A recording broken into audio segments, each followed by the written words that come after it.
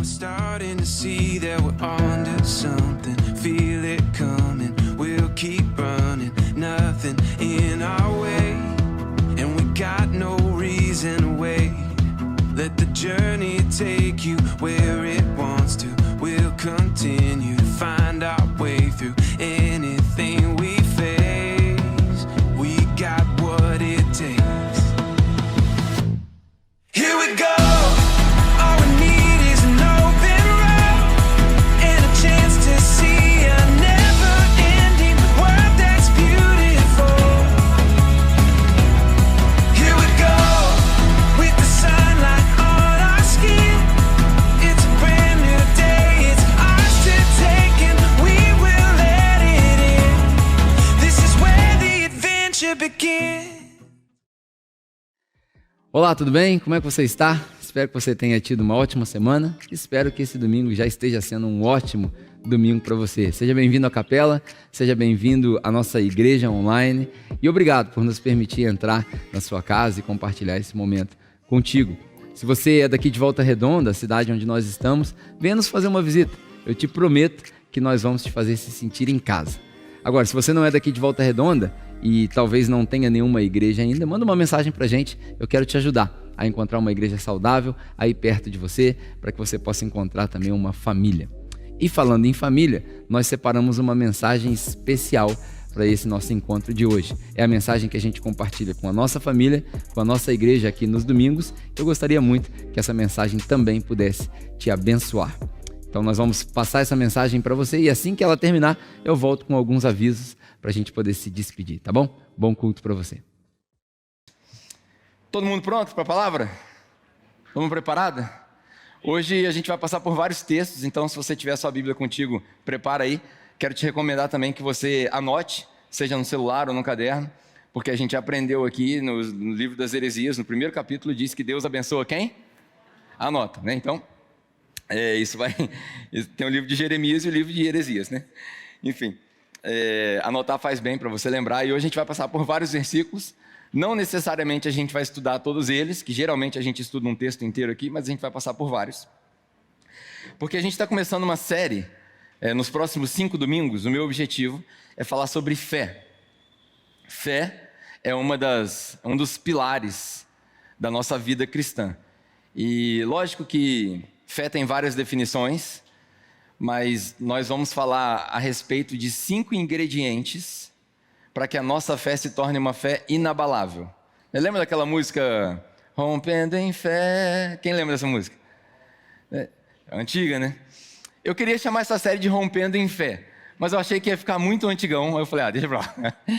Mas eu quero falar sobre 5 ingredientes, tem vários, mas nós vamos abordar 5 ingredientes. Então, para quem já conhece a capela, sabe que a série, ela é nada mais, nada menos do que uma mensagem dividida em várias partes. Então é bom que você participe de todas, se você puder. Se você não puder vir, assista online, é para isso que a gente grava. Assista online, eu recomendo que você assista ao invés de só ouvir, porque aí você foca a sua atenção. Mas se você estiver fazendo algumas outras coisas e precisar ouvir, você pode ouvir no Spotify também. Tem tudo lá nas nossas mídias sociais. Mas nós vamos falar sobre 5 ingredientes para uma fé inabalável. Você pode anotar se foi isso. Essa semana eu tive alguns acontecimentos que me mostraram o quanto a minha fé é fraca. Vou começar dizendo isso daí. Eu não sei você, mas quando a gente fala de fé, né, eu tenho alguns poucos irmãos, que são aquelas pessoas... Sabe, quem aqui veio de outra igreja, assim, que já tem experiência com a igreja? Só para eu ter uma ideia, levanta a mão. Show. Beleza, todo mundo passou por uma igreja que tinha a irmã do coque. Amém, não? Da revelação, o cantinho da revelação. Todo mundo passou por uma igreja que tinha aqueles anciãos que você falava assim, cara, eu tô com um problemaço, nada resolve. É aquela pessoa que eu vou chamar para orar. Amém? Aquela pessoa da fé inabalável. E essa semana eu percebi o quão distante eu tô dessa realidade. Talvez você seja essa pessoa da fé forte, essa pessoa que nada te abala, não tem doença, não tem notícia ruim, não tem falta de dinheiro que te abale. Talvez você seja essa pessoa, e isso é bom. Acho que essa série vai falar contigo. Talvez você seja essa pessoa que tinha essa fé lá no seu primeiro amor ou nas suas experiências e perdeu. Não que você perdeu a fé, mas perdeu esse calor, perdeu esse vigor na fé. Ou talvez você seja, como eu, né? Da fé pequenininha. E eu percebo, estou confessando isso para vocês, eu sou um cara meio pragmático, né? Então às vezes a fé é um negócio que assusta. Eu não sei se você assusta com a fé, com as coisas que não têm resposta. E eu sei, por experiência e por conhecimento, que Jesus se impressiona com dois tipos de pessoas. Com gente que tem muita fé e gente que tem pouca fé. Jesus nunca se impressiona com o médio. Jesus se impressiona com quem tem muita fé e Jesus se impressiona com quem tem pouquíssima fé. Por exemplo, quando Jesus passa pelo centurião. Conhece a história do centurião? É uma das histórias que nós vamos passar. O centurião encontra com ele e aí ele precisa de oração, ele precisa que o centurião precisa que vá lá resolver um problema dele, né? O servo estava doente, por aí vai. Ou a filha estava doente, agora não me recordo da história perfeitamente. Mas aí, quando chega Jesus, a galera fala, vai na casa dele. Por quê? Porque o centurião era uma pessoa importante. Era como se fosse um deputado hoje, um governador, todo mundo quer ganhar uma moral, né? Um centurião romano. Era o cara que comandava várias tropas. Então, se passasse uma blitz ali perto da sua casa, o centurião ia falar, não, entra ali não, que aquele ali é parceiro. Entendeu? Aquele lance que a gente hoje conhece, o papel da polícia na frente das padarias e tal, é a mesma coisa. E aí, Jesus fala assim, vamos lá. E o centurião encontra com ele no meio do caminho e fala assim, não, você não precisa nem ir lá em casa. Por quê? Qual que é a justificativa que o centurião dá? Eu sei o que é autoridade. Lembra da história? Eu sei o que é autoridade. Eu sou um homem de autoridade e eu também estou debaixo de autoridade. Se eu mandar, os meus soldados obedecem. E você, Jesus, eu reconheci já. Você é um cara de autoridade. Você não precisa ir na minha casa. Basta uma palavra e meu servo vai ser curado. Basta uma palavra. E aí Jesus fala assim, essa fé me impressiona. Nunca vi em lugar nenhum uma fé dessa. Muita fé. Não precisava nem ir lá. Por outro lado, Jesus também tem vários exemplos de pouca fé. Na própria cidade de Jesus, ele não recebe crédito. Ele realiza os milagres, ele cura pessoas e as pessoas não dão crédito para ele. A própria família de Jesus não dava crédito para ele.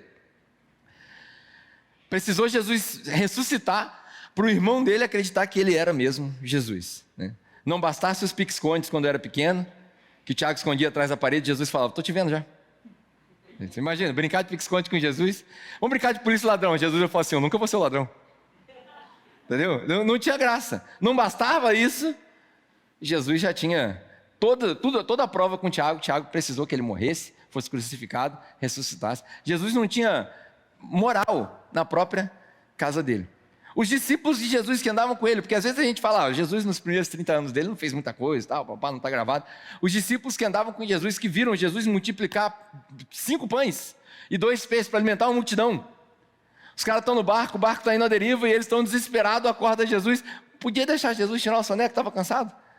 Aí eles acordam Jesus, você não está vendo, olha a pergunta absurda deles, você não está vendo que nós vamos morrer?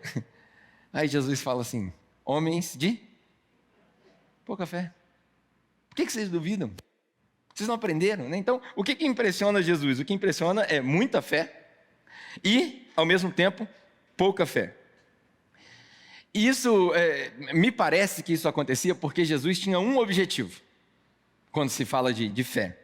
Não é que as pessoas tivessem só fé, né? Já viu aquelas pessoas assim, eu tenho fé de que a vida vai melhorar, né? Não tem uma música assim? Tem fé que a vida vai melhorar, ou segura as pontas, seu Zé. É de um cara que não quer pagar a conta, né? Mas tudo bem. O exemplo vale, a gente tem fé de que a vida vai melhorar, a gente tem fé de que as coisas vão melhorar, a gente tem fé de que eu vou conseguir um trabalho novo. As pessoas que estão mudando, né? A gente orou pelo Gustavo, pela Aninha, a Vanessa vai para Portugal. Eu tenho fé de que quando eu chegar lá, e a gente confunde. Porque a palavra fé, no contexto de Jesus, não é bem essa expectativa, essa esperança de coisas boas acontecerem, embora isso é bom. A palavra fé significa confiar. Vai um pouquinho além, e a gente vai falar sobre isso. Então, o objetivo de Jesus não é só que as pessoas tivessem fé, mas que eles tivessem fé em... Vamos ver se vocês vão pegando as dicas. Que eles tivessem fé em Jesus. O mais importante não é que as pessoas tivessem um otimismo. O mais importante não é que as pessoas tivessem esperança. O mais importante é que eles tivessem fé em Jesus. Esse era o objetivo de Jesus ao longo da caminhada dele. Por exemplo, o primeiro texto que nós vamos ler é João capítulo 14. Se você tiver aí a sua Bíblia contigo, João capítulo 14, a gente vai ler só o primeiro versículo. João capítulo 14, acredito que é o primeiro versículo. Se não for, vocês vão ter que me ajudar a achar aí. João capítulo 14. Vamos falar de um negócio interessantíssimo aqui para a gente já começar a aprender algumas coisas sobre esses 5 ingredientes de uma fé inabalável. O que está escrito aí, João capítulo 14, versículo 1? Hã? Não perturbe o vosso coração. Tem uma música assim também. Não perturbe o vosso coração. Né? Crê em Deus, também em mim. A gente aprende com a música, né? Mas não é isso que está escrito aí, no primeiro versículo? Não se turbe o vosso coração. Crê em Deus e crê também em mim. Alguns estudiosos dizem que isso foi uma pergunta que Jesus fez. Jesus chegou para os discípulos e falou assim: vocês creem em Deus? A ordem está invertida aí. O que Jesus quis dizer é o seguinte: vocês creem em Deus? E a resposta óbvia deles era sim. Aí Jesus fala: então não deixe o seu coração ficar perturbado. E crê também em mim. Essa é a ordem que você deveria ler esse texto aí no original. Por que isso é importante? Porque a pergunta que Jesus fez é a primeira vez que ela aparece no Novo Testamento. E é a única vez que ela aparece no Novo Testamento dessa maneira. Essa daqui é a coisa mais importante que você vai pegar dessa primeira parte da mensagem. Essa foi uma expressão inventada por João, ela não existia no grego. João inventou essa expressão do crer aqui. Infelizmente, no português, como a gente tem pouco recurso, quando a gente traduziu, saiu: vocês creem em mim, vocês creem em Deus, creiam em mim também. Mas João quis dizer o seguinte: quando você pergunta, vocês creem em Deus? A pergunta é: você acredita em Deus? Você acredita que Deus existe? Isso é o que vem na nossa mente. Mas a pergunta de João não foi essa. A pergunta de João é: vocês confiam em Deus? E o judeu entenderia isso perfeitamente. O povo hebraico entenderia isso perfeitamente. Porque eles já dependiam de Deus para várias coisas. Na história deles, quando eles lembravam, por exemplo, de Moisés à beira do rio, não tinha outra opção senão confiar que Deus abriria o mar. Porque eles não sabiam nadar. E os cavalos estavam carregando carruagem. E os bois estavam cheios de peso. E as mães tinham que carregar filho. Então não tinha como atravessar nado. Então eles tinham que confiar que Deus ia fazer alguma coisa. Ou Deus ia criar uma ponte, porque eles não sabiam o que era ponte naquela época. Ou eles iam flutuar sobre a água. Alguma coisa Deus ia fazer. Então não é só crer que Deus existe.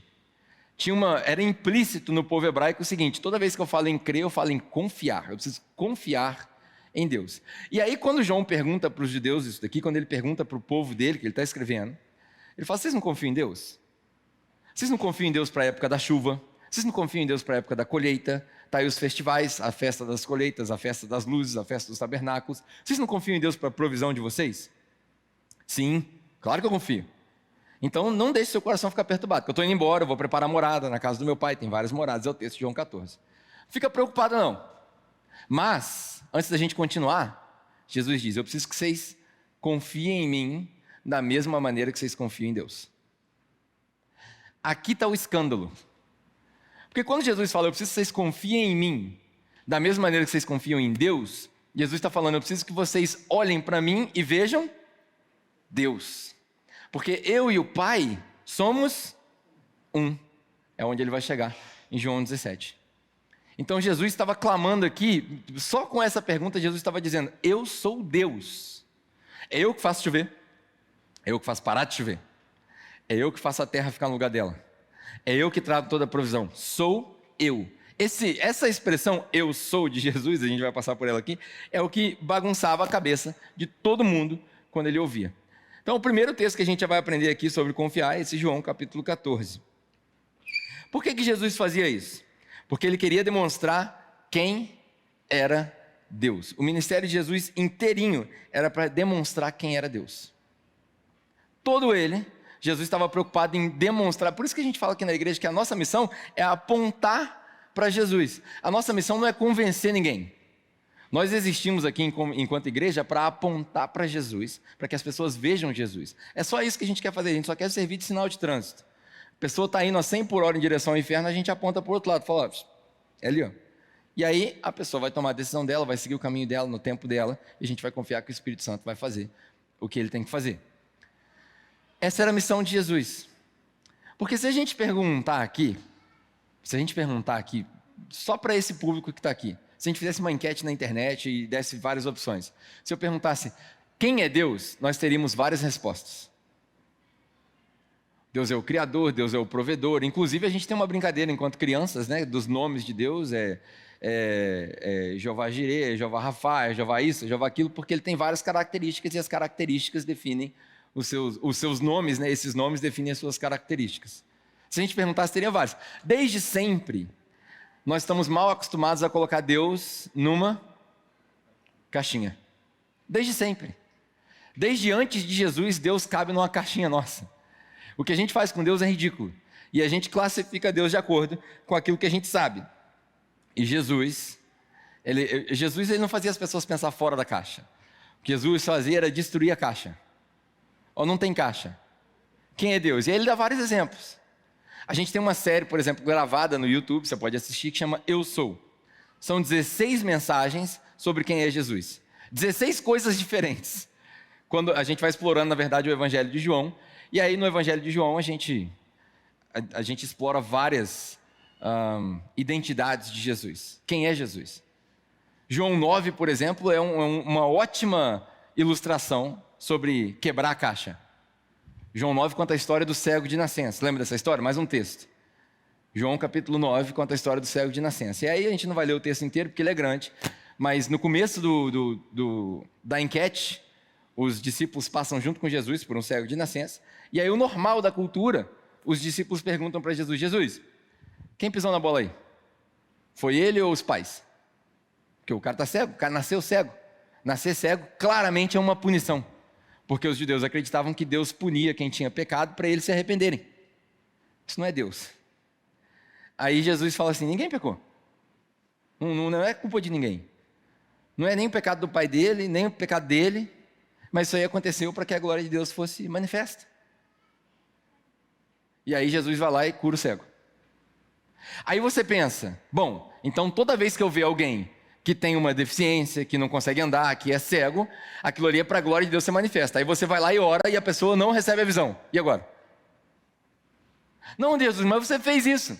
Porque Jesus não quer que a gente pense dentro de uma caixa. Ele não é só a cura do cego, nem só o andar do paralítico. E aí Jesus vai estraçalhando a caixa. O Evangelho de João inteiro fala sobre isso. Por exemplo, a história do meu vizinho, né? Quem é o meu vizinho? Para o judeu, o meu vizinho era o outro judeu. Aí Jesus conta a história do bom samaritano, ou do samaritano. E aí, porque não tem nada de bom ali, né? Mas ele conta a história do samaritano. E aí qual que é o choque? É o povo judeu ouvir que um samaritano ajudou quem tinha que ajudar, e Jesus a chave dessa história não é que o samaritano ajudou. A chave dessa história é quando Jesus pergunta: quem você acha que é o próximo dele? É o que ajudou. Então é assim, o seu próximo é todo mundo. Para você ter uma ideia melhor, é como se um vascaíno parasse para socorrer um flamenguista vestindo a camisa do Flamengo. Nos dias de hoje, né, que o povo é fanático de futebol, reduzido as proporções, obviamente, você fala assim: pô, o cara que odeia um ao outro parou para ajudar. Quem é o próximo? Esse é o exemplo de ser o próximo. Então a gente recomenda para todo mundo aqui, o objetivo de Jesus era mostrar Deus, era apontar para quem é Deus. Quais são essas características que a gente precisa aprender? Se você quiser aprender quem é Deus, nossa recomendação é sempre começa a estudar e a ler a partir de João. Você vai descobrir a identidade de Jesus, né? É a minha grande birra com a minha conversão, né? Quando Jesus me salvou, a primeira coisa que eu fui fazer foi ler Bíblia, né? Já contei essa história aqui várias vezes. E aí eu comecei o livro, a Bíblia, de onde todo ser humano normal começa, do começo. E aí quando eu acabei, fui falar com o pastor e: pastor, acabou o quê? De ler a Bíblia. O que você entendeu? Nada. Por quê? Porque é tudo repetido e tal, enfim, você já ouviu essa história eu contando aqui, né? Ele falou: mas você começou do lugar errado. Mas como assim começou do lugar errado? É porque esse livro aí a gente começa depois do meio. E aí ele foi me falar para eu ler João e ler Mateus. Então se você quiser descobrir quem é Deus, você começa descobrindo quem é Jesus. É o melhor exemplo. Por quê? Porque todas as coisas que estão nesse livro aí que você está na sua mão, né, quem está com Bíblia de papel, você pode fazer um exemplo, fazer assim, ó, tudo que está aqui nesse livro é só uma sombra de quem é Deus, de quem é Jesus. Deus, aqui vai uma declaração escandalosa: Deus não cabe nesse livro. Deus não cabe nesse livro. Ah, mas a Bíblia é a palavra de Deus. Tá, você pode ficar com as suas convicções, mas é fato de que Deus não cabe nesse livro. Só para dar um argumento lógico, não vou nem entrar em argumentos teológicos, só um argumento lógico. Esse livro é um livro de 1.300 e poucas páginas. Se 1.300 e poucas páginas definem quem é Deus, o seu Deus é muito pequeno. Porque eu consigo achar artigos de faculdade que não precisa nem ser de doutorado. Talvez só um mestrado, tem mais de 1.000 páginas, para definir algo que a gente entende. Já diziam os teólogos antigos: se você entende Deus, você não conhece Deus. Deus não cabe nessa caixinha aí. Essa caixinha é maravilhosa, ela mostra muita coisa. Nós adotamos até o princípio de chamar ela de santa, porque a gente chama de Santa Bíblia, né? O livro sagrado, ou Bíblia Sagrada. Legal, é um direito que você tem, mas não cabe Deus aí. Pode até ser que tenha um pedacinho de Deus, um pedacinho da revelação de Deus para o nosso tempo, para o nosso idioma, para o nosso contexto.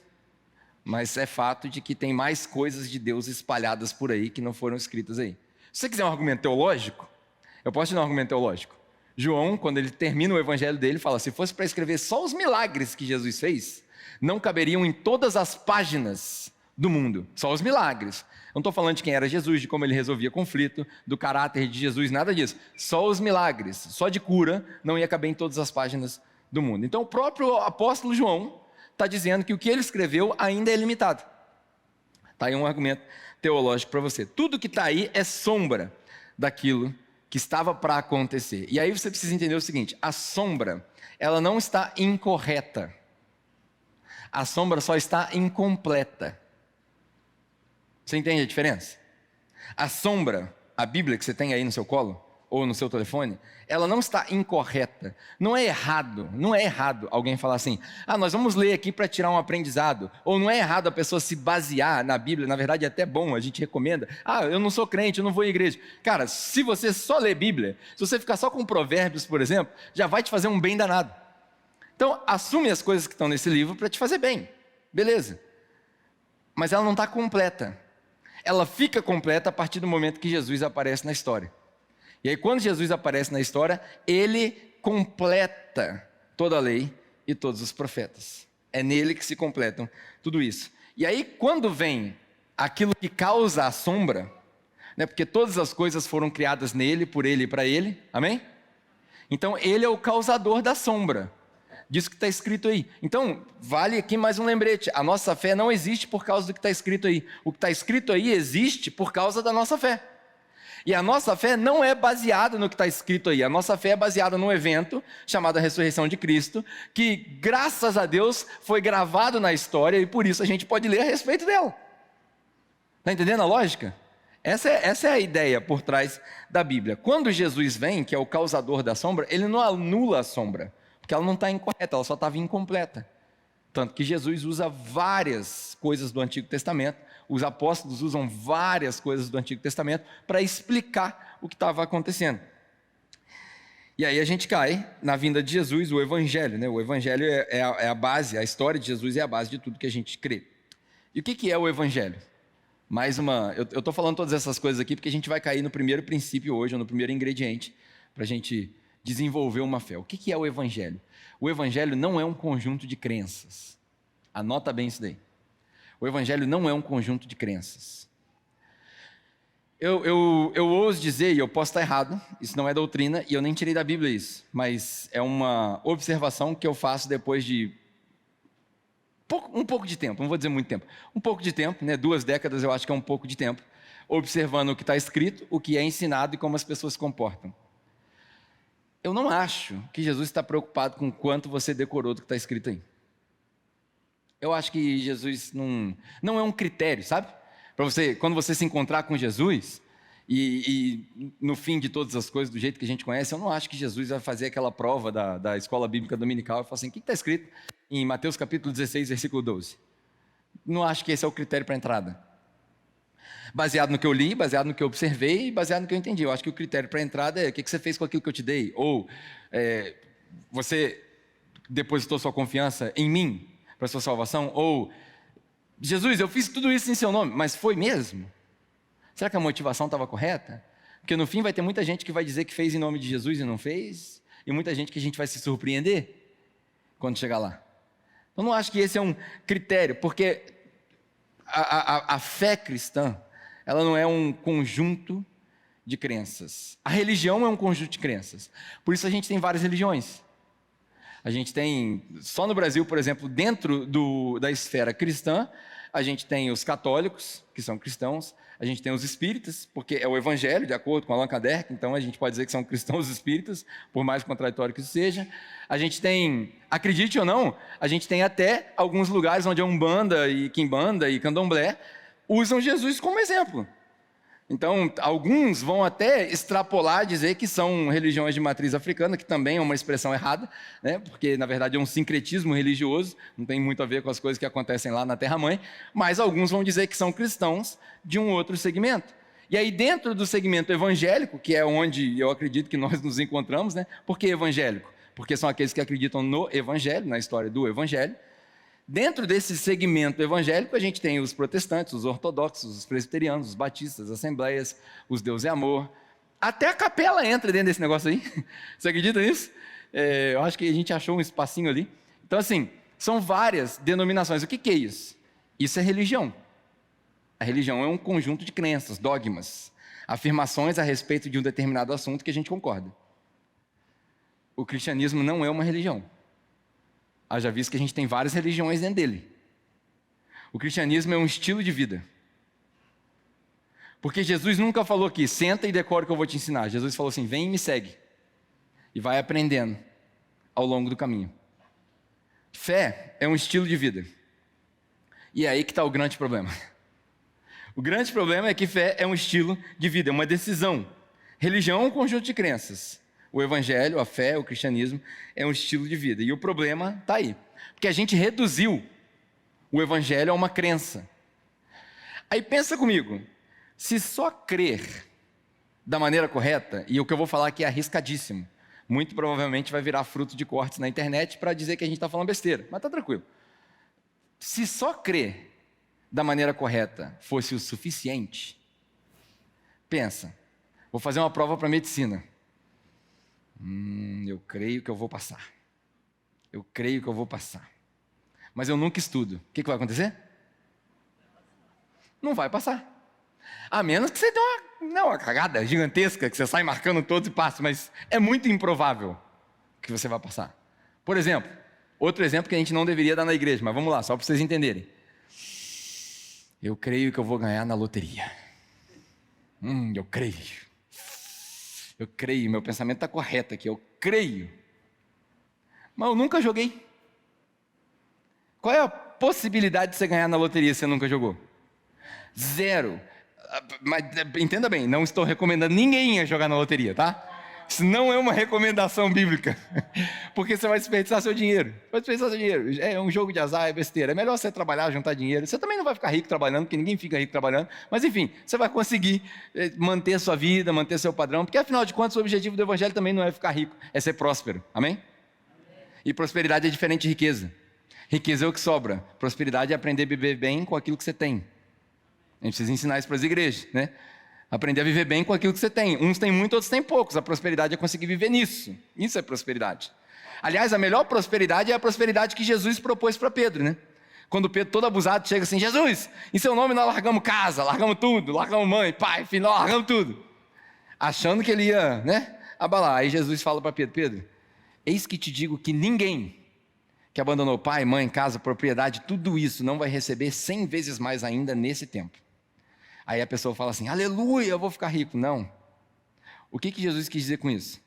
Quando você for em missão, você vai chegar na primeira casa que te receber, e se lá eles te derem paz, você fica em paz lá. Ou seja, você tem várias casas. Você partiu de ter casa nenhuma para ter várias casas. Eu tenho várias casas, onde eu posso dormir, onde eu posso ficar, caso eu precise. Eu tenho vários carros. Eu tenho vários tudos. Olha que aula de português agora. Vários tudos. Meu Deus. Acho que eu não consigo nem construir isso de novo na minha cabeça. Vários tudos. Mas enfim. Não funciona. Só pensar da maneira correta, só crer. Mentalização, né? Eu tenho um livro que chama O Clube das 5 da Manhã. É um livro fantástico. Aí ele fala que todo dia de manhã você precisa mentalizar o seu dia. Hoje vai dar tudo certo, hoje vai dar tudo certo, hoje vai dar tudo certo. Aí você dá a ré da garagem, o cara vem e pum, bate no seu carro. Só mentalizar não adianta, tem que olhar quando está dando ré. Amém ou não? É prático, tem que ser prático. Ah, eu quero uma promoção no meu trabalho, tem que trabalhar direito. Não adianta ficar de lenga-lenga, você não vai ganhar promoção. Porque o seu patrão está olhando e fala assim, esse cara aqui não pode ser promovido, porque o cara é preguiçoso. Né? E por aí vai. O problema é que crer somente, né, não muda nada. Por isso que Jesus não gastou tempo tentando convencer ninguém. Você já reparou que Jesus não gasta tempo tentando convencer ninguém? Lê os evangelhos, aí Jesus fala um negócio assim, por exemplo, o pessoal chega para Jesus e fala assim, Jesus, dá uma prova das coisas que você está fazendo. Aí ele fala, não. Então nós não vamos acreditar. Beleza, valeu, vamos lá para o outro lado, galera, fechou? Jesus não perde tempo tentando convencer as pessoas. Jesus não fica argumentando. Não, eu sou o pão. Não, não é não, sou assim. Não, não é não. Sou, rapaz, estou falando para você. Não, não é não. Ele não perde tempo. Ó, eu sou o pão da vida. Quem receber, tranquilo. Quem comer de mim não vai ter fome. Eu sou a água. Quem beber nunca mais vai ter sede. Aí quem não quiser beber, vai ficar com sede. É assim. Ele não perde tempo tentando convencer ninguém dos seus argumentos. Ele perde tempo, sim, ensinando as pessoas a pôr em prática tudo aquilo que ele ensinou.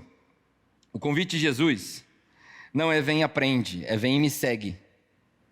Porque é bem provável que você não vai aprender da primeira vez. É bem provável que você não vai aprender da segunda vez. Tem gente que está comigo aqui há 5 anos e não aprendeu ainda. Não é? É ou não é verdade? Porque a gente olha para a vida da pessoa e fala assim, mano, você escutou o que eu preguei?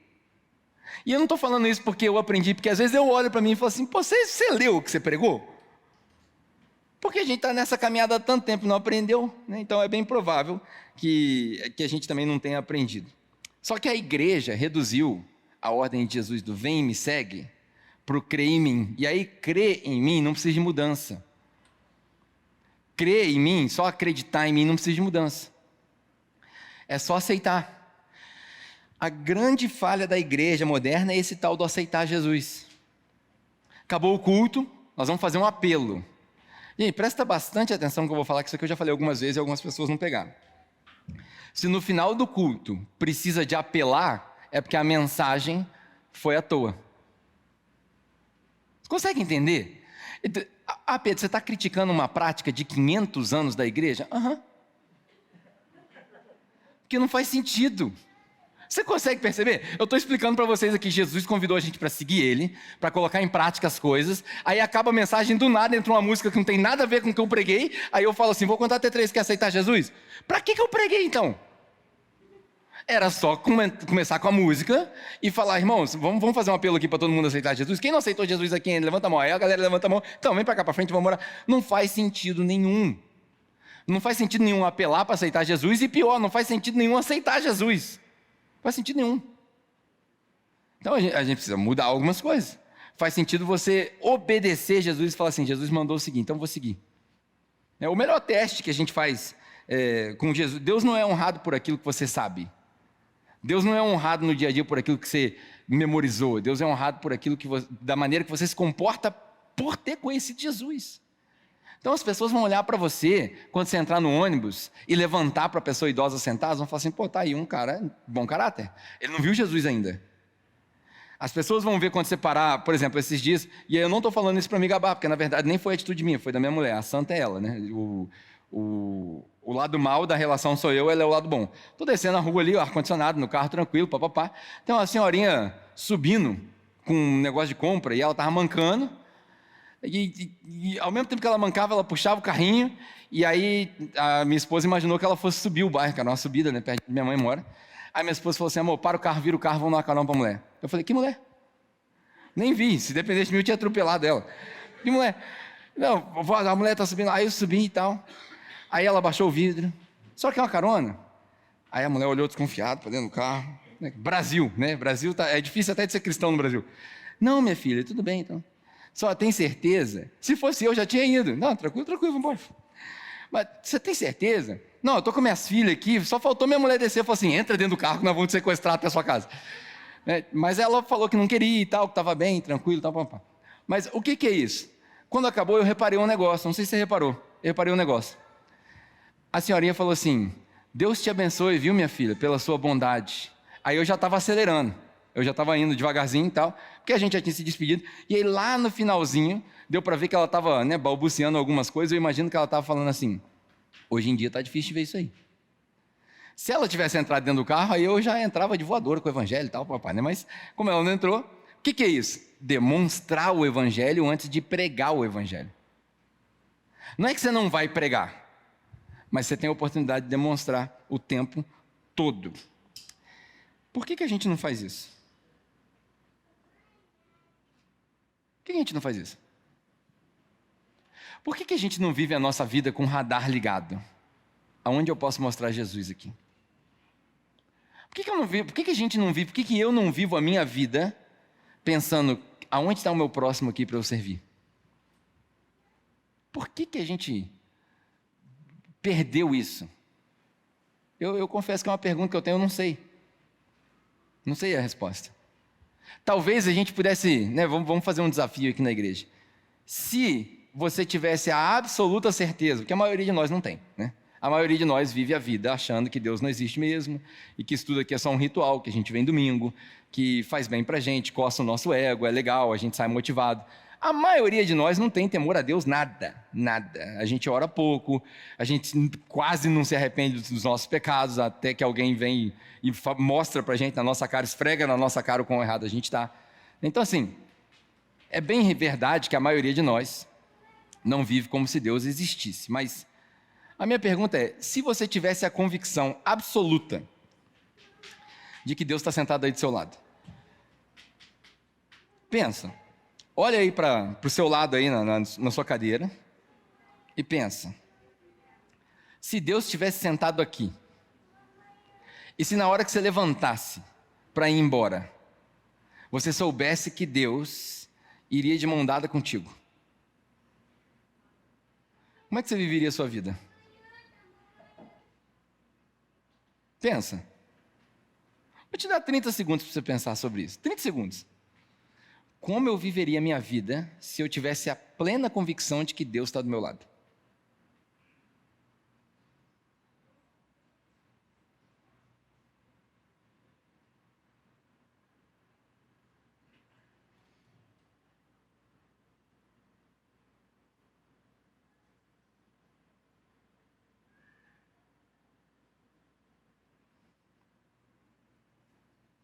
Não é interessante pensar nisso? Se eu soubesse, se eu conseguisse ver, se eu conseguisse tocar em Deus, talvez seja essa a razão que os discípulos tinham tantos exemplos de cura e de milagres, porque eles estavam com Jesus ali face a face. E nós não tivemos esse privilégio. A gente conhece Jesus espiritualmente. Você deve ter tido as suas experiências espirituais para a sua conversão, mas a gente não viu Jesus. Então talvez essa seja a diferença. O que não significa que a gente deve aceitar essa diferença. Porque, pelo menos de acordo com o que a gente lê, deixado para nós, o mesmo Espírito que ressuscitou Jesus na cruz é o Espírito que vive em você. Amém? Então, se é o Espírito que vive em você, você deve, por obrigação, viver o que eles viveram. E aí as coisas começam a apertar. Para a gente tentar responder essa pergunta, estou acabando já. Estou quase na última parte aqui do que a gente vai falar. O primeiro ingrediente que eu acho que a gente deve desenvolver para uma fé inabalável, para a gente falar assim, cara, minha fé não muda, é o seguinte: a gente precisa ter dentro das nossas igrejas, das nossas comunidades, da nossa casa, porque a primeira igreja é a sua casa, amém? Essa é a primeira igreja, é a sua mesa de jantar. O primeiro ingrediente que a gente precisa ter são ensinamentos práticos. Eu acho que foi a primeira coisa que Jesus se preocupou. Jesus não estava preocupado com oração, tanto que ele chama os discípulos para orar só depois. Ele não estava preocupado com tanto de oração, com tanto de Torá que eles sabiam, ele não estava preocupado com os ritos, ele não estava preocupado se o cara era batizado, se não era batizado, se tinha circuncisado, se não era circuncidado. Ele não estava preocupado com nada disso. Ele não estava preocupado se o cara tomava ceia, se ele não tomava ceia, se só quem toma ceia é batizado, se só quem toma ceia é endemoniado. Ele não estava preocupado com nada disso. Ele estava preocupado com ensinamentos práticos. Qual que era o ensinamento prático de Jesus? Por onde ele passava, tinha alguma coisa para ele apontar. Tudo para ele era Deus, né? Dizia Albert Einstein, já há muito tempo atrás, tem duas maneiras de você viver a sua vida.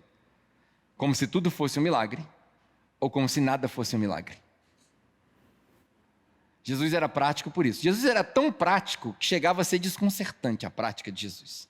E aí nós vamos ver algumas coisas sobre ensinamento prático. Eu anotei várias, então eu vou me referenciar aqui com uma certa frequência, né? Primeira coisa que você pode anotar. Quando a sua fé cruza com a fidelidade de Deus, a sua fé aumenta.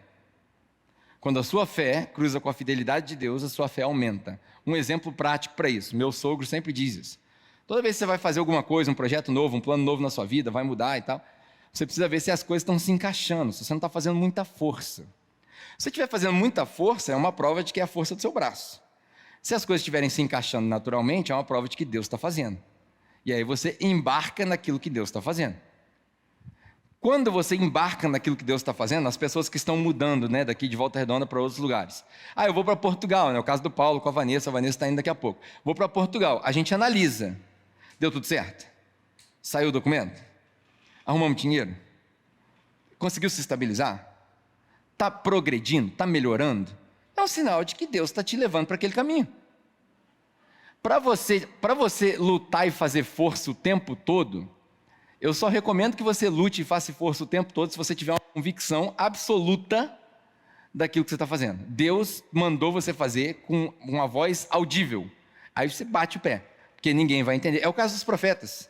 Eles pregavam e foi avisado para eles. Quando Deus fala com Isaías, por exemplo, ele fala: Isaías, você vai pregar e ninguém vai ouvir. Mas até quando? Até eu mandar você ficar quieto. Só vai pregando. Não tem resultado.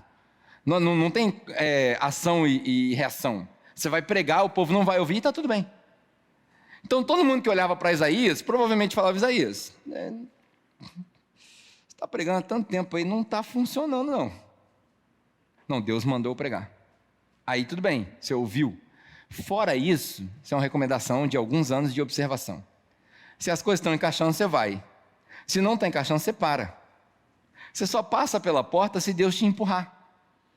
Esse negócio de o evangelho da porta da esperança é furada. Lembra da porta da esperança, Silvio Santos? Você escolhia uma, unidunité, pum, caiu aqui, vai. Isso é furada. Com Deus funciona o seguinte: filho, eu abro a porta que homem nenhum fecha. Então quando eu abro, ninguém fecha. Se receber uma oferta melhor para ir para um outro lugar, mas aí o cara vira para você: você tem que vir semana que vem. Não, pode ter certeza que não é de Deus, porque se Deus abriu, ela vai ficar aberta até Deus fechar, porque a porta que Deus abre, o homem nenhum fecha. E a porta que Deus fecha, meu irmão, deixa eu falar um negócio para você, porque mais gente vai sair daqui da igreja. Estou profetizando não, mas é verdade.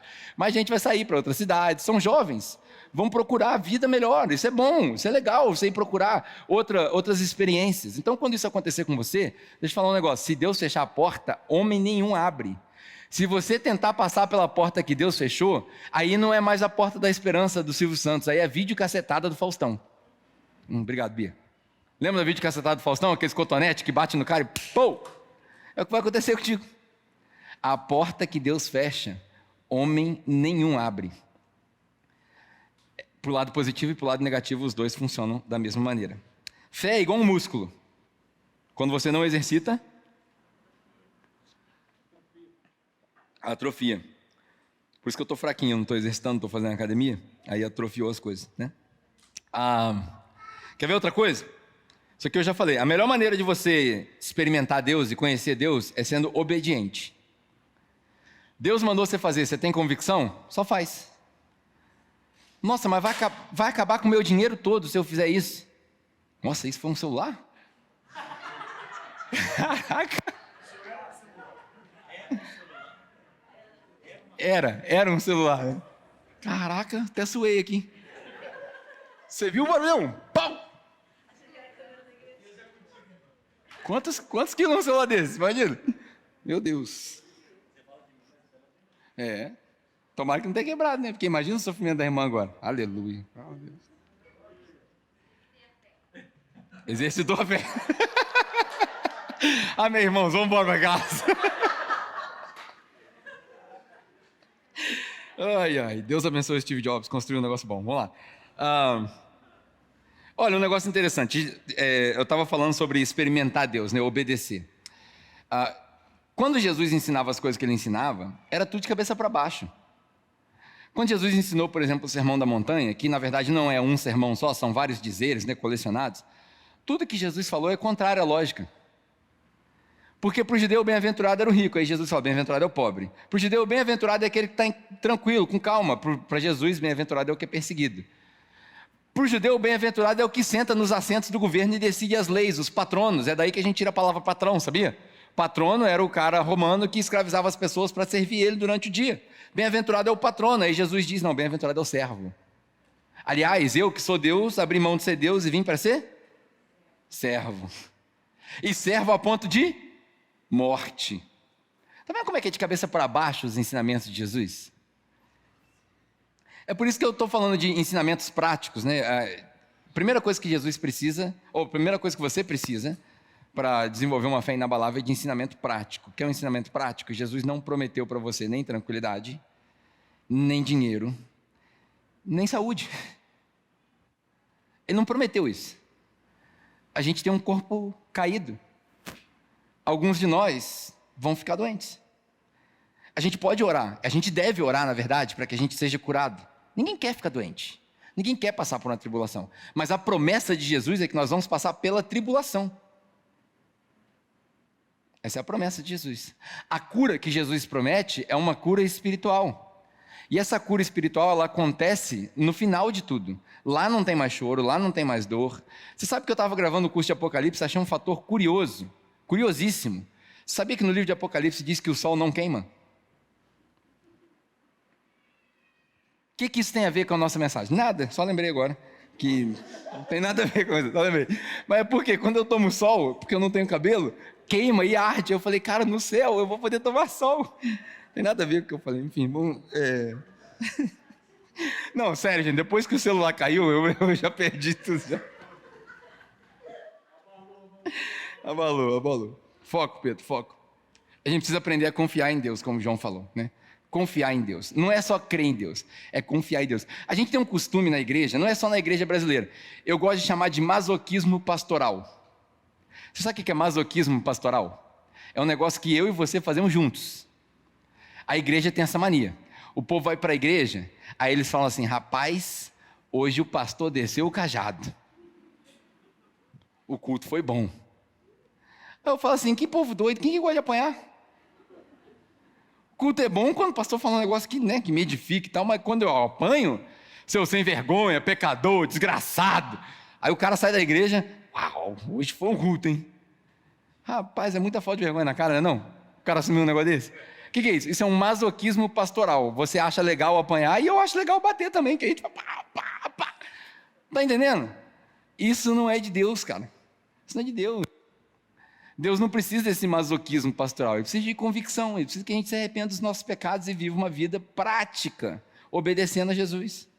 Ele não precisa que a gente fique lembrando as pessoas com mandamento e com isso, com aquilo. Masoquismo pastoral, né? Ainda sobre ensinamentos práticos, né? Outra coisa interessante. O irmão de Jesus, Tiago. Qual é a primeira coisa que Tiago fala? Primeira coisa, não sejam só ouvintes da palavra, mas sejam praticantes. Sabe que tem uma observação interessante em Tiago capítulo 1 ali, se eu não me engano, no versículo 26, eu posso estar enganado no versículo, mas é no primeiro capítulo. Ele fala, não sejam só ouvintes. Aí antes dele falar sejam praticantes, ele fala assim, porque quem só ouve se engana.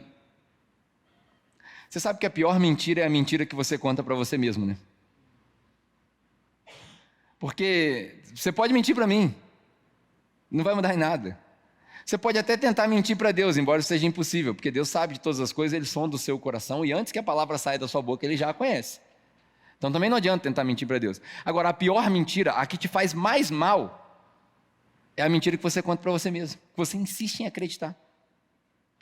E quem só ouve a palavra, isso que a gente está falando aqui, por exemplo, tudo isso que eu já falei até agora, quem só ouve e não põe em prática, o irmão de Jesus, Tiago, ele fala que é semelhante a uma pessoa que olha a sua face no espelho e logo esquece. Quando a gente lê isso, eu já vi tanta pregação sobre isso, e eu fico impressionado como as pessoas não têm noção do que elas estão falando.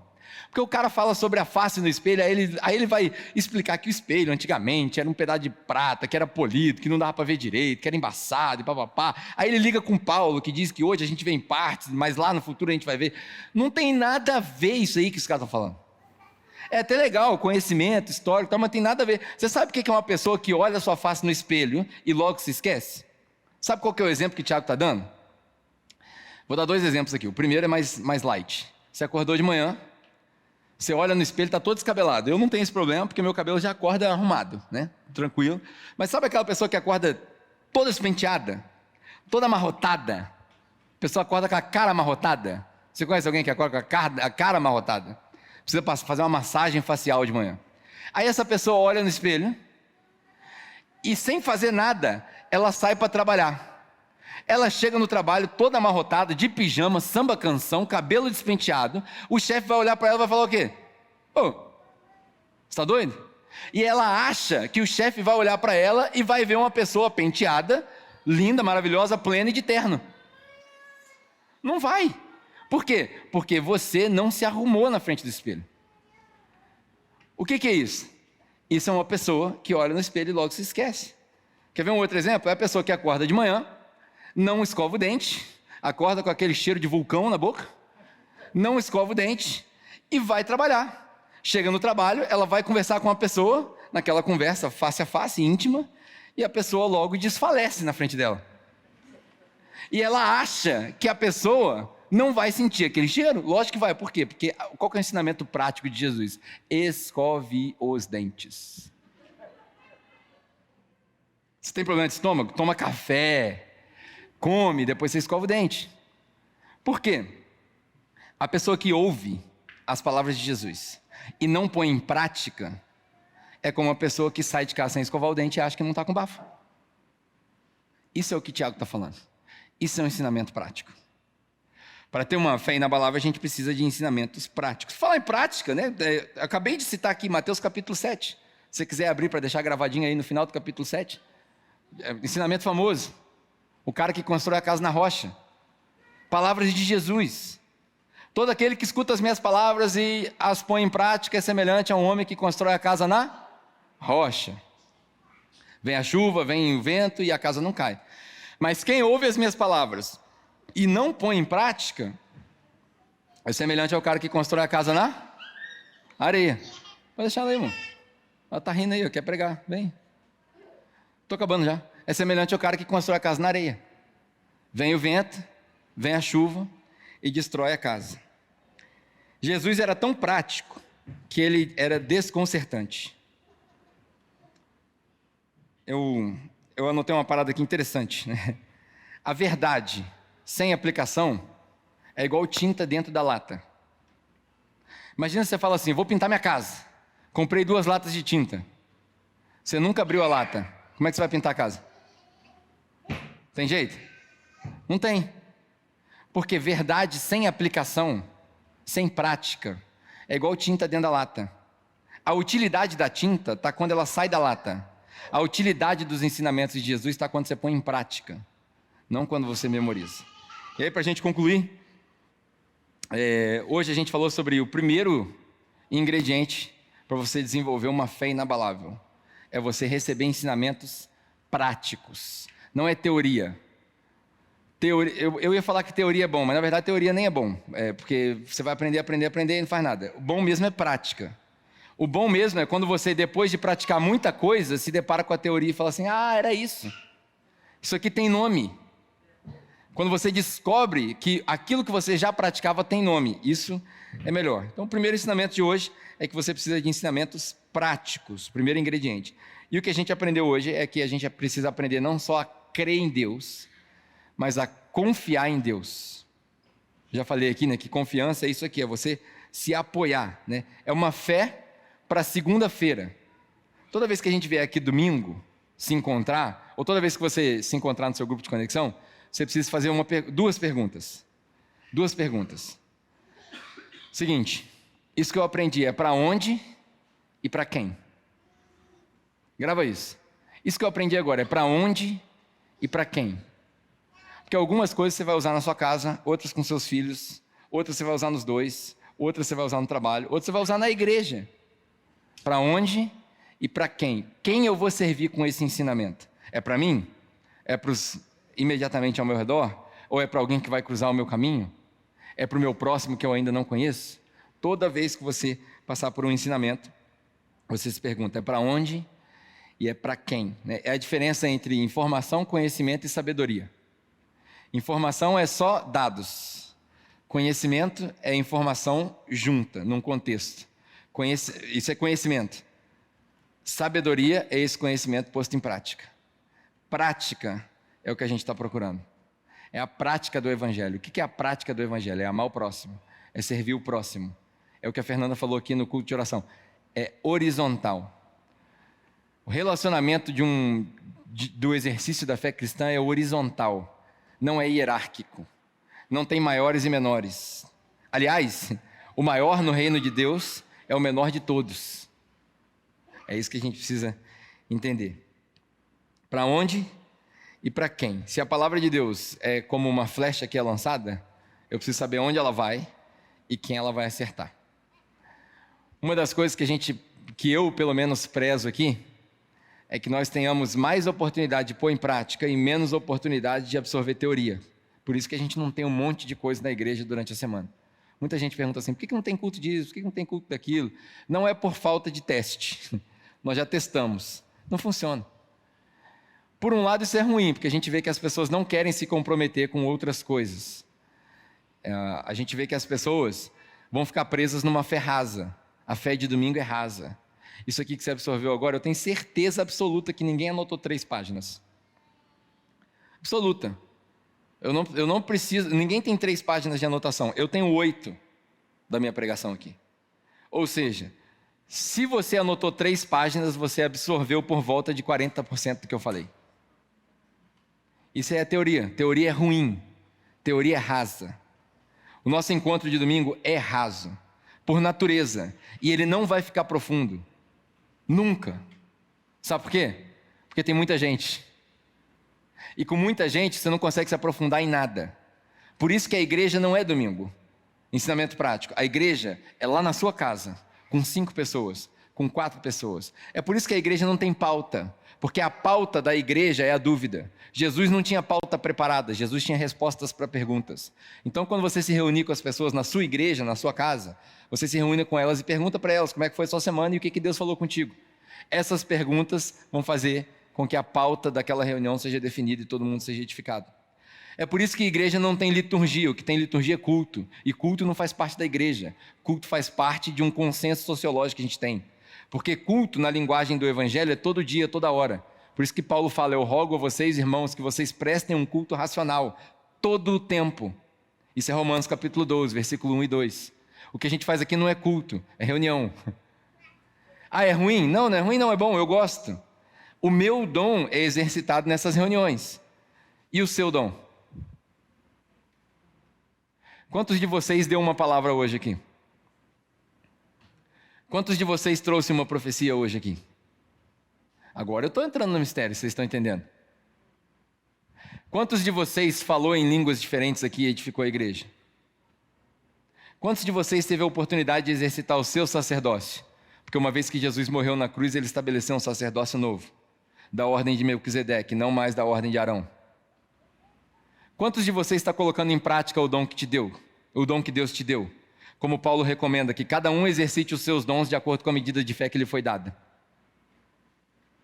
A resposta para todas essas perguntas é nenhum. Sabe por quê? Porque nós criamos um sistema que legitimiza uma fé medíocre. Que é o que o Gustavo tanto fala. Isso aqui que nós estamos fazendo é medíocre. Isso aqui que você está assistindo aí na internet aí é medíocre. Você nunca vai se tornar um cristão só assistindo essa mensagem. E vocês nunca vão se tornar cristãos de verdade só vindo aqui no domingo. Vocês só vão se tornar cristãos de verdade quando vocês estiverem pagando o preço de seguir Jesus. Todos os dias, na prática. Aí quando você se reunir aqui, você vai trazer testemunho. E aí o nosso culto não vai ser o Pedro pregando. O nosso culto vai ser uma coleção de testemunhos e Deus vai levantar alguém que traga uma palavra que edifique a igreja. Você não tem ideia de como eu anseio por esse dia. Nesse dia eu vou levantar uma bandeira e vou falar missão cumprida. Eu estou começando a ver isso.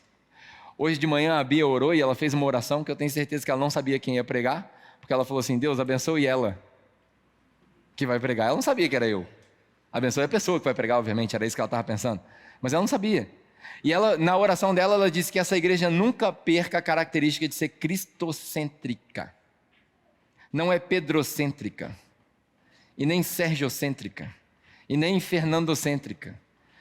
Que as pessoas que nos visitam não saibam quem é o pastor da igreja, porque o pastor da igreja é Jesus. Toda a igreja do Novo Testamento não tem um pastor, tem vários pastores. Isso é 1 Pedro, capítulo 5. Irmãos, eu falo a vocês como presbítero também, aos presbíteros da igreja. A igreja não tem ordem de comando. A igreja tem reunião de unanimidade. Quando as pessoas oram para tomar uma decisão.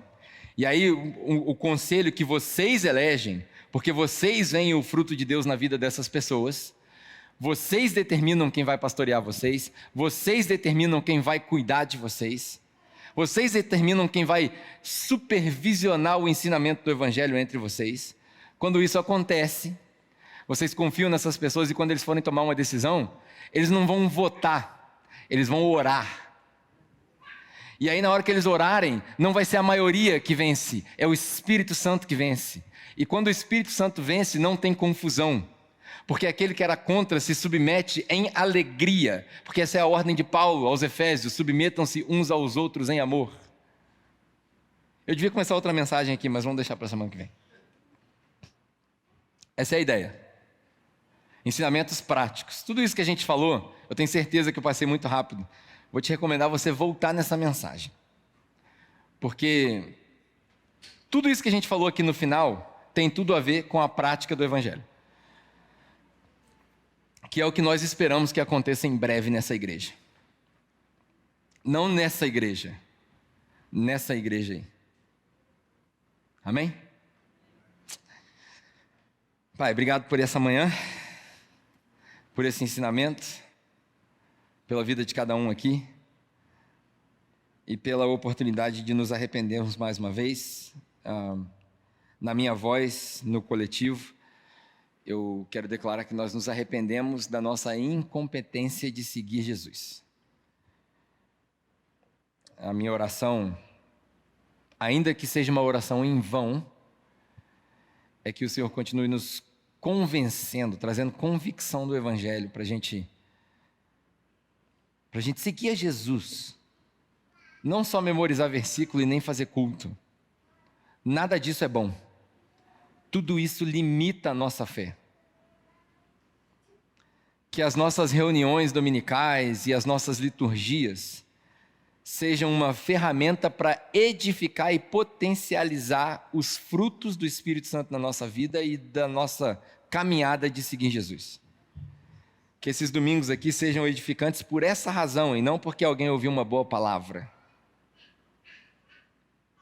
Na maior das audácias, nós repreendemos todo elogio de pregação boa em nome de Jesus. Não existe pregação boa, existe palavra de Deus. A sua palavra é a que nos santifica, Deus. E que hoje, que o Senhor use tudo isso que foi dito aqui, se é que veio do Senhor. Eu sei que na minha ânsia de finalizar o conteúdo preparado, talvez eu não tenha dado atenção a tudo que precisava dar atenção, porque tem muita coisa para ser dita nesse ponto, Pai. Mas que o Senhor use essa bênção chamada tecnologia, pelo fato da gente ter isso tudo gravado, para que a gente possa voltar e estudar os textos de Efésios, Tiago, João 14, Mateus 7, tudo isso que foi citado aqui. Pai, me perdoa por não ter explorado cada um desses na medida que talvez deveria ser necessário, mas que essa seja o incentivo para a sua igreja, para que a gente seja edificado durante a semana e que essas discussões e esse aprofundamento gerem mais de Jesus nas nossas vidas. Nós nos entregamos mais uma vez ao seu senhorio, à sua soberania. Te pedimos que o Senhor continue habitando em nós, nos protegendo, nos libertando, nos salvando e nos santificando à sua imagem. Obrigado, Pai, em nome de Jesus. Que seja mais uma semana abençoada no seu serviço. Amém. Amém. Boa semana para você. Espero que você vá se sentindo bem. Se você estiver nos visitando, não deixe de trocar ali o seu cartão por um presente. Vai ser um prazer poder entrar em contato contigo. E eu espero que você volte. Domingo que vem eu estarei aqui, porque, como eu disse, meu dom é exercitado aqui, então eu vou estar aqui ensinando o que eu puder ensinar. Mas procure uma igreja local aí perto da sua casa, que a gente chama de grupos de conexão. Você pode se informar com o Marcelo lá atrás, ele está distribuindo os presentes. Procure uma igreja para você participar, para você ser igreja junto com eles, tá bom? Ótima semana para você, Deus te abençoe e até a próxima oportunidade. Bom, é isso. Eu espero que você tenha sido edificado por essa mensagem. Espero que você tenha percebido o valor nessa mensagem e que ela possa te fazer pensar e te ajudar a se transformar um pouquinho a mais cada dia. Antes da gente se despedir, eu queria te recomendar que você participasse de uma das nossas igrejas. Nós temos várias igrejas, grupos pequenos de pessoas que se reúnem toda semana. A gente chama esses grupos de conexão, que é onde você se conecta com outras pessoas. Ali a gente discute um pouco da mensagem, ali a gente aprende um com o outro sobre aquilo que Deus vem falando com a gente através da nossa leitura, ali a gente divide as nossas dores, enfim, nós temos vários grupos presenciais e online. Caso você queira participar de um, eu gostaria que você escaneasse esse código que vai aparecer aqui na sua tela e aí a gente vai envolver toda uma equipe para poder te indicar um bom grupo de conexão. E falando em códigos, né, esse código que apareceu aqui na sua tela, hoje em dia está tudo muito tecnológico, eu quero te convidar, caso você queira, ajudar a nossa missão, a avançar com a nossa missão de alguma maneira financeira, vão aparecer aqui na sua tela alguns códigos. Tem o código do Nubank, tem o código do PicPay e tem a nossa chave Pix. Caso você queira fazer uma doação, de acordo com aquilo que você decidir no seu coração, sem pressão nenhuma, sem nenhuma obrigação, nós seremos extremamente gratos. Você pode usar esses códigos e a sua doação vai direto para a capela, tá bom? É isso. Espero que você